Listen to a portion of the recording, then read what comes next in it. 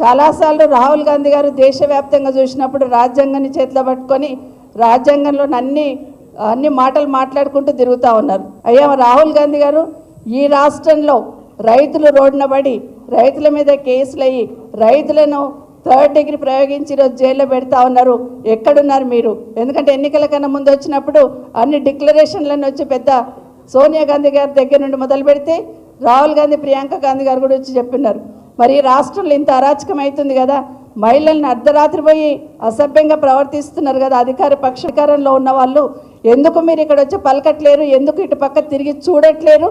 వినిపించట్లేదా, కనిపించట్లేదా రాహుల్ గాంధీ గారు అని నేరుగా రాహుల్ గాంధీ గారిని అడుగుతా ఉన్నాను. ఎందుకంటే ఈ రాష్ట్రంలో జరుగుతుంది, ఒక్కసారి కన్ను విప్పి వినండి, చెవులు విప్పి వినండి, కన్ను విప్పి చూడండి. ఎందుకంటే రాష్ట్రంలో ఈరోజు అరాచకం సృష్టిస్తూ మమ్మల్ని అడిగే వాళ్ళు ఎవరు లేరు అని ఒక నియంత పాలన ఈ రాష్ట్రంలో జరుగుతూ ఉంది. దయచేసి ఇక్కడ తిరిగి చూడండి.